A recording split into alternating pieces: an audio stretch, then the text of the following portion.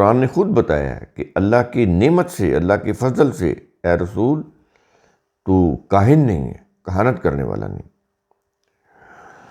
اب آ جاتی ہے روحانیت۔ یہ بنیادی طور پہ آپ نے سمجھ لیا نا کس طرح تصوف کی اٹھان ہوئی، اس کی بیس بنائی گئی۔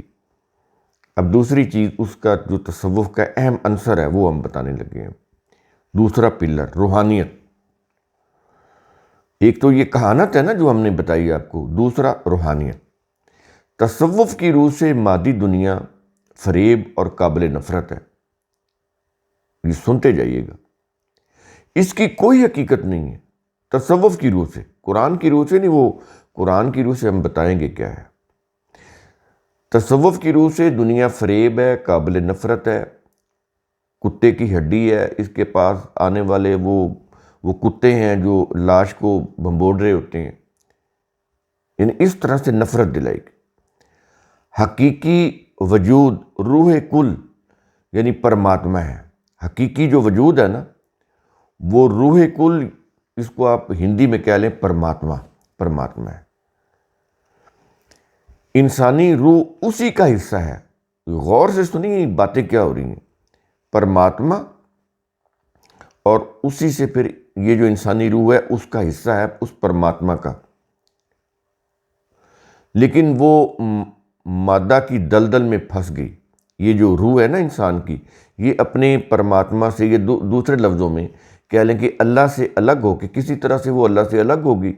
وہ اللہ کا حصہ تھی انسان کی روح، وہ کسی طرح سے اللہ کے وجود سے الگ ہوگی، الگ ہو کے وہ مادہ کی دلدل میں پھنس گئی۔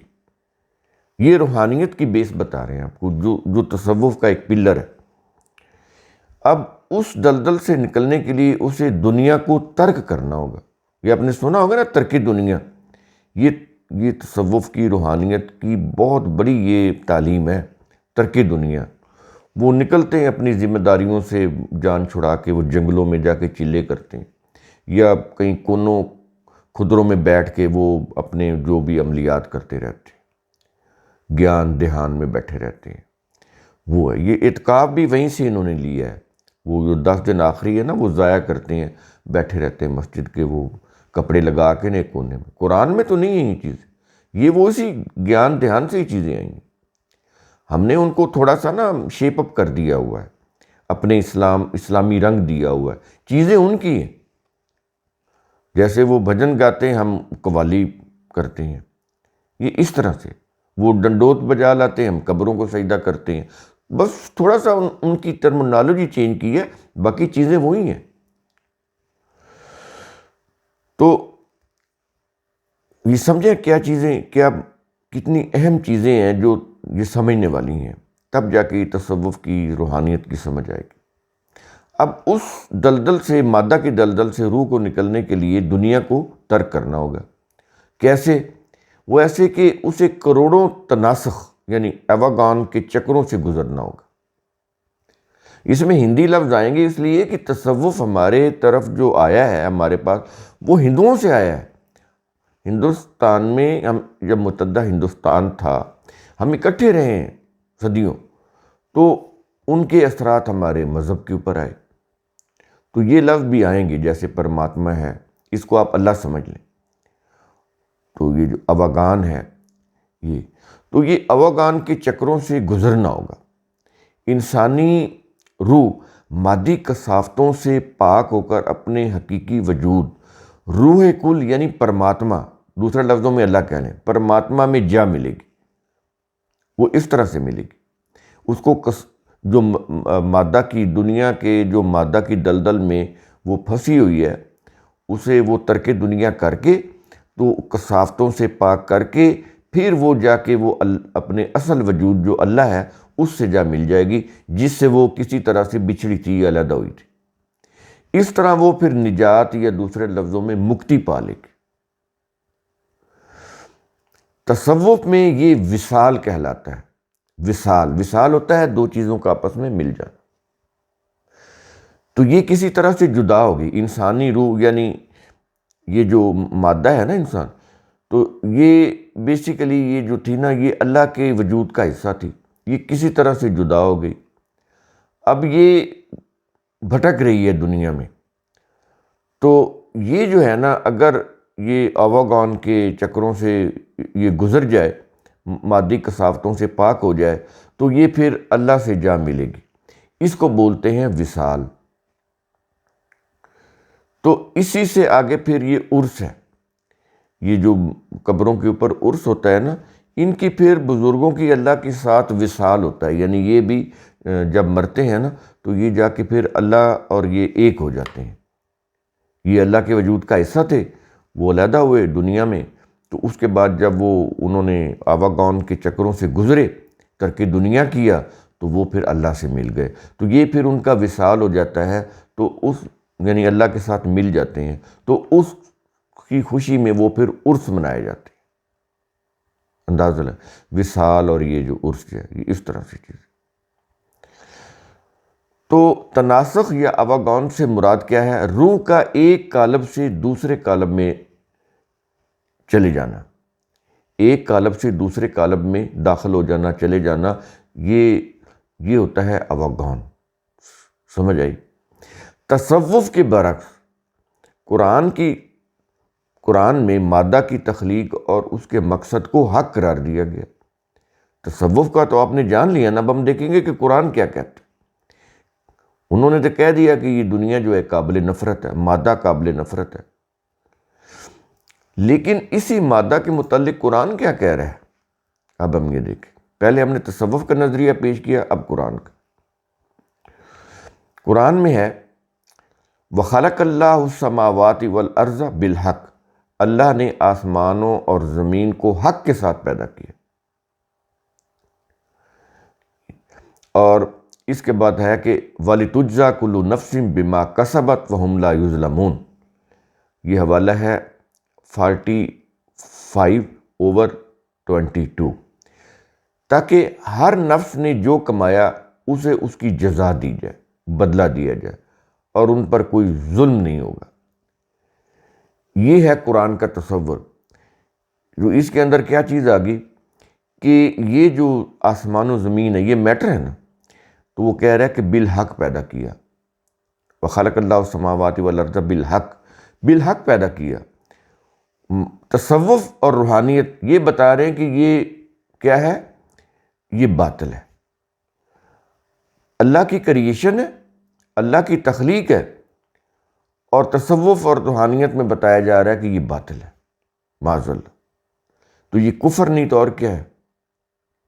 ایک چیز کسی جائے نا، کسی فنکار سے وہ کوئی چیز بناتا ہے، وہ کوئی آرٹسٹ ہو، کوئی ہو، تو کہیں کہ یہ تم نے تصویر یا جو چیز بنائی ہے تم نے تو بہت گندی بنائی ہے، تو وہ دیکھیں وہ آپ کو کیا کہتا ہے۔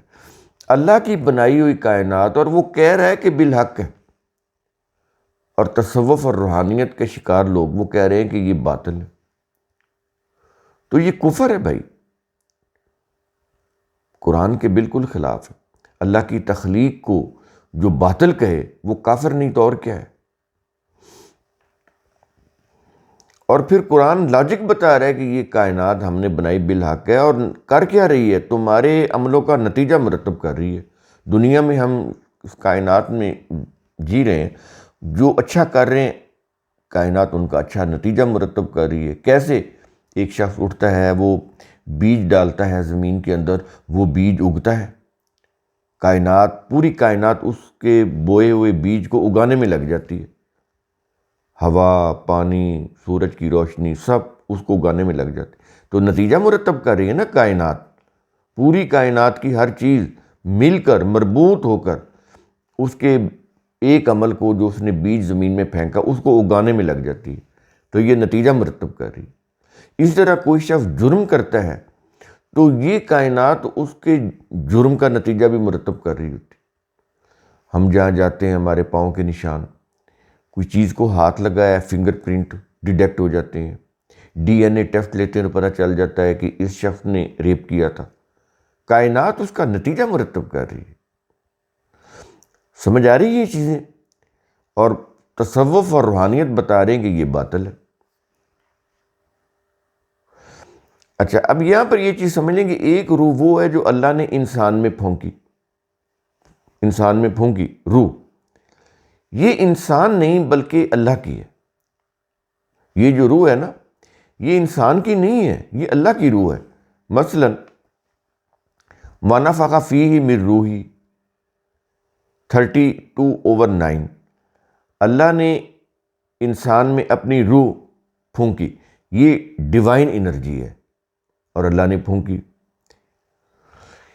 اس کے علاوہ قرآن میں وحی اور خود قرآن کو بھی روح کہا گیا ہے، وحی کو بھی روح کہا گیا ہے اور خود قرآن کو بھی روح کہا گیا ہے۔ جیسے يُنَزِّلُ الْمَلَائِكَةَ بِالرُّوحِ 16/2 یہ حوالہ ہے، وہ ملائکہ کو الروح یعنی وحی کے ساتھ نازل کرتا ہے۔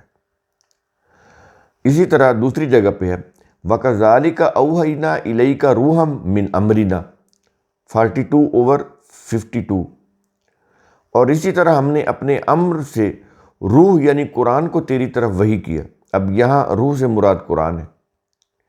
دوسری جگہ پر کہ اے رسول، لوگ تجھ سے روح کے متعلق پوچھتے ہیں، تو اس کے جواب میں کیا کہا جائے؟ قُلِ الرُّوحُ مِنْ أَمْرِ رَبِّی 17/85، کہہ دے کہ الروح یعنی وحی میرے رب کے امر سے ہے۔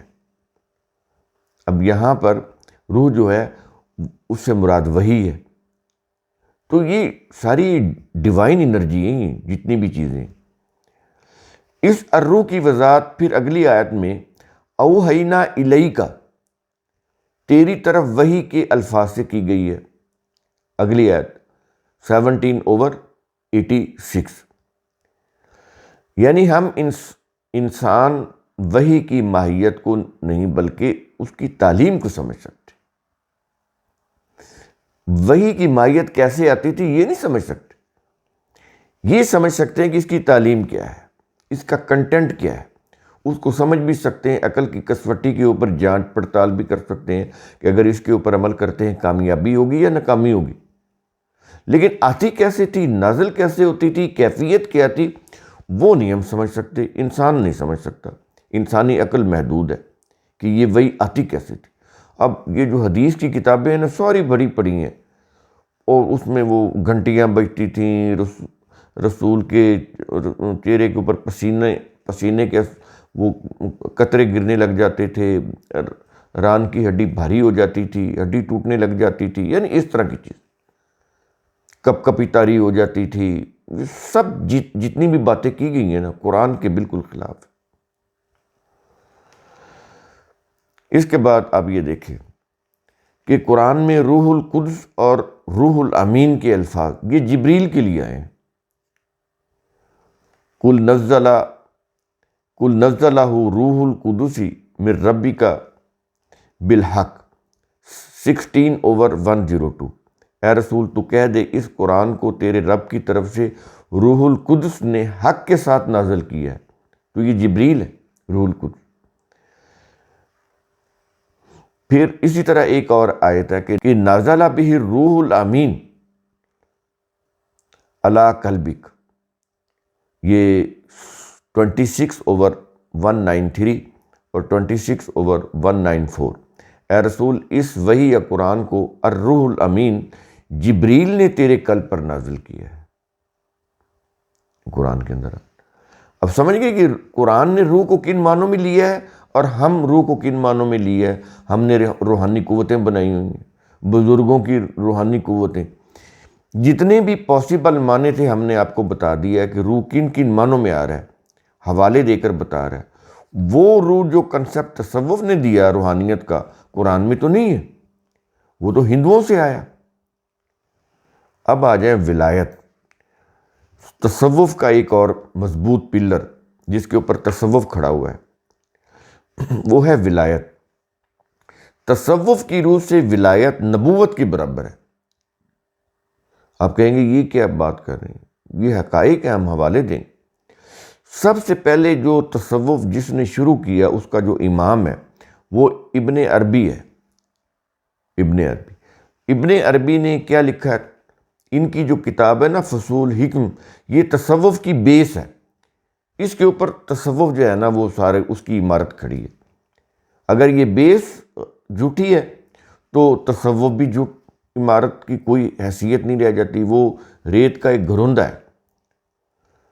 تو اس بیس کو ہم آپ کے سامنے رکھیں گے، آپ خود فیصلہ کر لیں کہ تصوف کی جو عمارت انہوں نے کھڑی کی، کیا وہ ریت کا ایک گھروندہ نہیں ہے؟ اس کی کوئی حقیقت ہے؟ دیکھیں، یہ جو ابن عربی ہیں اپنی کتاب میں لکھتے ہیں، جو تصوف کی بنیاد ہے، کہ جس مقام سے نبی وحی لیتے تھے اسی مقام سے انسان کامل صاحب الزمان غوث و کتب لیتے ہیں۔ سنتے جائیں آپ، جس مقام سے نبی لیتے تھے اسی مقام سے یہ جو ہے نا غوث کتب وغیرہ لیتے ہیں۔ اگرچہ اولیاء انبیاء کے تابع ہوتے ہیں، لیکن صاحب وحی دونوں ہی ہوتے ہیں، نبیوں کے ساتھ اولیاء کو بھی، ولیوں کو بھی وحی ہوتی۔ ولیوں میں وہ صحابہ کو شمار نہیں کرتے، یہ چیز ذہن میں رکھ لیں آپ، جو نبی کے ساتھی تھے۔ ان کے اپنے ولی ہیں، ان کی اپنی ایک دنیا ہے تصوف کی۔ ہم صوفیہ و اولیاء ایسے لوگ ہیں، اس میں وہ اپنے آپ کو بھی شامل کر رہے ہیں۔ وہ کہتے ہیں کہ ہم صوفیہ و اولیاء ایسے لوگ ہیں جو اس چیز کو اپنے کشف اور الہام کے ذریعے خود اللہ سے لے لیتے ہیں۔ یعنی نبی کو تو وحی کی ضرورت ہوتی ہے نا، ان کو تو یہ بھی ضرورت نہیں، کیونکہ ان کے پاس کشف اور الہام، اس کے ذریعے یہ خود ہی اللہ سے لے لیتے ہیں۔ تو ان کو نہ قرآن کی ضرورت ہے، نہ جبریل کی ضرورت ہے، نہ وحی کی ضرورت ہے، کچھ بھی نہیں۔ لہٰذا خود اس حکم شرعی میں خلیفۃ اللہ ہوتے ہیں۔ ابن عربی کہہ رہے ہیں کہ ہم جو اولیاء ہیں صوفیہ، ہمارا یہ مقام ہے کہ خود اس حکم شرعی میں، جو بھی حکم شرعی، اس میں ہم خلیفۃ اللہ ہوتے ہیں، اللہ کی جانشین ہیں۔ بس ایک، حالانکہ نبی بھی اللہ کا جانشین نہیں ہے، لیکن یہ کہہ رہے ہیں کہ ہم اللہ کے جانشین۔ بس ایک طور پر مادہ کشف و الہام اور مادہ وحی رسول ایک ہی ہے۔ یہ کیا بتا رہے ہیں؟ کشف و الہام جو ولیوں کا ہے اور نبیوں کی جو وحی ہے، یہ ایک ہی چیز ہے۔ سمجھ آ رہی ہے؟ یہ ساتھ ساتھ میں بتا رہا ہوں کیونکہ یہ الفاظ بڑے مشکل ہیں، تاکہ آپ کو سمجھ آ جائے۔ صاحب کشف اللہ سے لینے کے طریقے سے واقف ہونے کی وجہ سے خاتم النبیین کے موافق ہے، یعنی برابر ہے، کوئی فرق نہیں ہے۔ یہ جو کشف جاننے والے ولی ہیں، یہ کشف بھی ایک فراڈ ہے، دھوکہ ہے،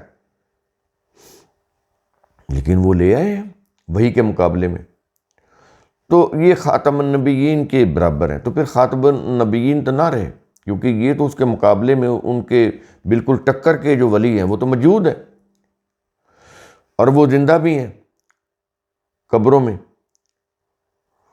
میں تو ویسے وہ علامتی طور پر کہتے ہیں، وہ تو دنیا میں جہاں چاہیں چلے جائیں، ان کے آپس میں ملاقاتیں ہوتی ہیں، ان کی محفلیں ہوتی ہیں، وہ تو جہاں جائیں وہ ان کی پرواز ہوتی رہتی ہے، محفلیں ہوتی، ان کی سجتی رہتی ہے۔ قبر تو علامت ہوتی ہے ایسی دنیا کو دکھانے کے لیے۔ یہ کچھ عقائد دیے جا رہے ہیں۔ اس کے بعد کہتے ہیں کہ ان کا اللہ سے لینا عین رسول اللہ کا لینا ہے، جس طرح رسول اللہ کا اللہ سے لینا ہے ایسے ہی ان کا لینا ہے۔ وہ مادن خاتم النبیین و مادہ انبیاء سابقین سے وہی احکام لیتے ہیں جو خود انہوں نے، یعنی انبیاء نے لیے تھے۔ یہ مادن خزانے کو بولتے ہیں، علم کا خزانہ، وحی کا خزانہ، جو بھی ان کو خزانے ملتے تھے علم کے، وہ سارے وہ کہتے ہیں وہ ہمارے پاس بھی ہیں۔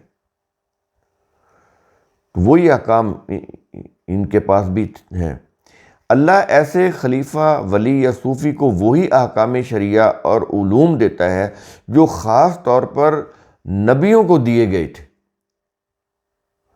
فصوح الحکم کتاب کا نام ہے، اس کا ہم نے ایک چھوٹا سا اقتباس خلاصہ آپ کے سامنے رکھا ہے، چاہیں تو آپ اس کو چیک کر سکتے ہیں، یہ مل جائے گی، اس کو آپ پڑھیں اور اندازہ لگائیں کہ ان کے عقائد کیا ہیں۔ تو ان عقائد کی موجودگی میں یہ جو صوفیہ کے عقائد حوالے کے ساتھ آپ کے سامنے رکھے ہیں، وہی قرآن، نبیوں کی اور ختم نبوت کی کیا حیثیت باقی رہ جاتی ہے؟ بتائیں مجھے، کوئی حیثیت باقی رہتی ہے؟ قرآنی اصول ختم نبوت کے بعد، یہ جو مطلب جو ختم نبوت ہے، یہ دیکھیں، یہ قرآن نے ایک اصول کے طور پر اس کو بیان کیا ہے کہ خاتم النبیین ہیں، نبیوں کے سلسلے کے اوپر وہ سیل لگانے والے ہیں کہ اب کوئی نبی نہیں آئے گا، کوئی نبی نہیں، کوئی تشریح، کوئی کسی قسم کا کوئی نبی نہیں۔ تو کہتے ہیں کہ اولیاء اللہ کو اللہ سے براہ راست علم ملنا، یہ ختم نبوت کا انکار نہیں تو پھر اور کیا ہے؟ اب یہاں پر یہ واضح ہے کہ اولیاء کا خاص گروہ بنایا گیا ہے، جیسے کہ میں نے آپ کو بتایا، اس میں وہ صحابہ کو بھی شامل نہیں کرتے۔ اس کے بعد تصوف کا ایک اور پلر، امامت، گنتے جائیں آپ یہ چیزیں۔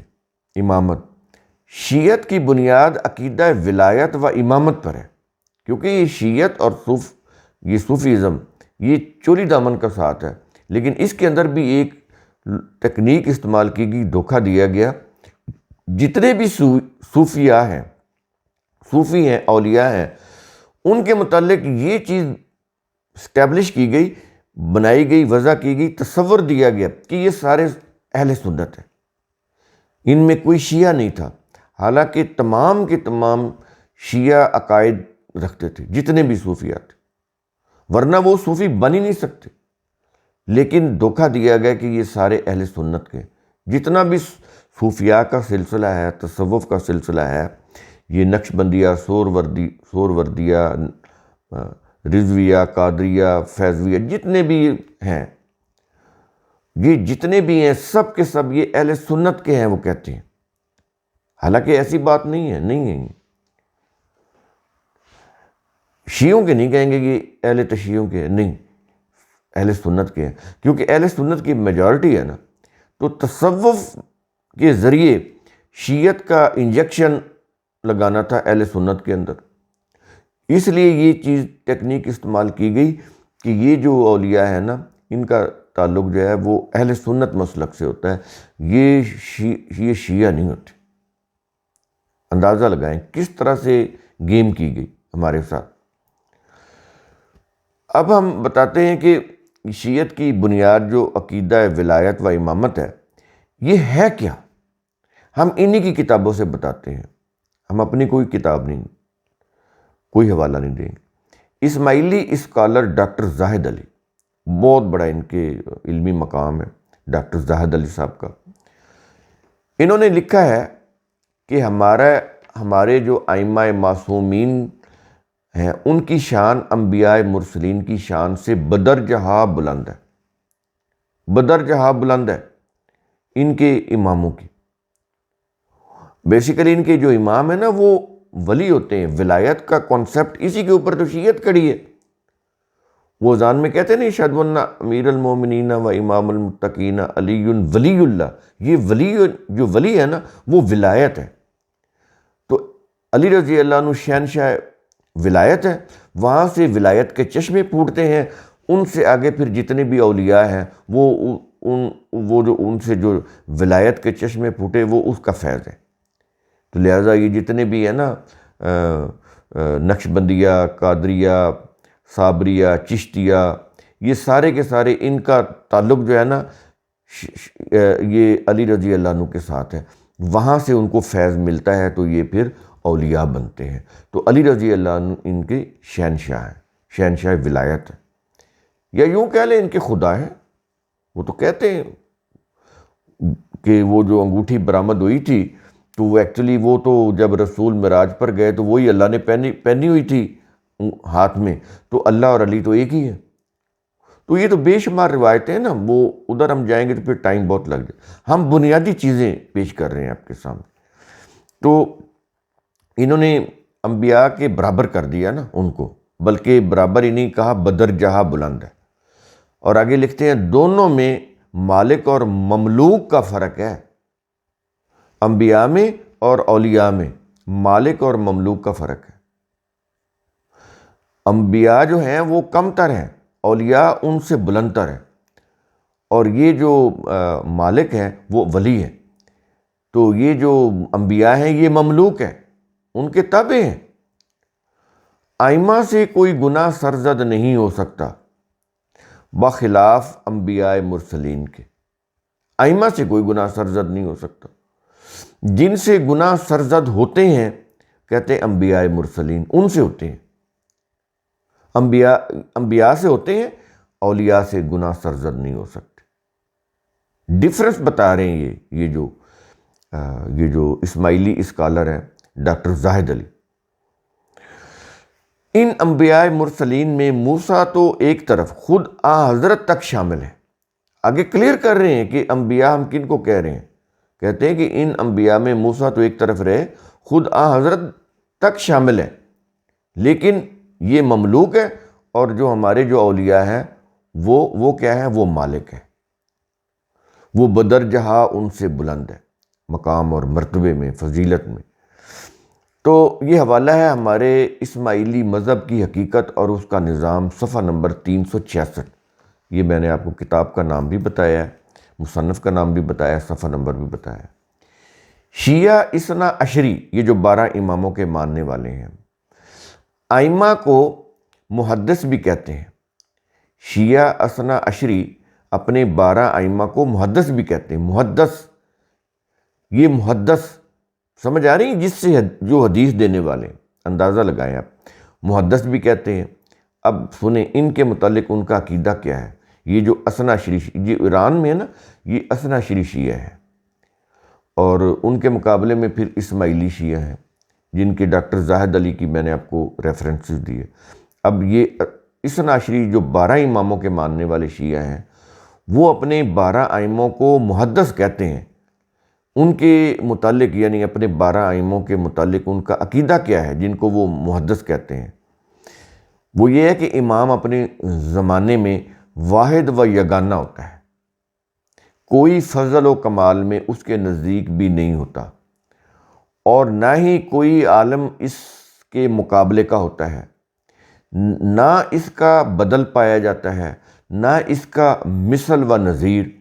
وہ بغیر اکتساب اور خدا سے طلب کے ساتھ ہر قسم کی فضیلت سے مخصوص ہوتا ہے، بغیر کسی سیکھے، یعنی اللہ سے کوئی وحی کی ضرورت نہیں ہے، کچھ نہیں، کوئی چیز وہ اللہ سے بے شک نہ مانگے، طلب نہ کرے، لیکن ہر قسم کی فضیلت کے ساتھ وہ خاص ہوتا ہے، اس کو ملی ہوتی ہے وہ فضیلت۔ یہ اختصاص یعنی یہ خصوصیت اس کے خدا کی طرف سے اسے ملی ہوتی ہے۔ اندازہ لگائیں، کتاب الشافی جلد 1 صفحہ 231، از سید ظفر حسن امروہوی، اردو ترجمہ اصول الکافی۔ یہ شیعوں کی حدیث کی جو بنیادی کتاب ہے نا، اصول الکافی، یہ ایسے ہی جیسے سنیوں کی بخاری ہے، تو اس کے یہ ہیں، انہوں نے اردو ترجمہ کیا ہے سید ظفر حسن امروہوی نے، یہ جو امروہہ انڈیا کا علاقہ ہے نا، وہاں کے ہیں۔ تو یہ کتاب الشافی ہے، جلد نمبر 1 صفحہ نمبر 231۔ اب آ جائیں ظاہریت اور باطنیت، یہ کیا ہے؟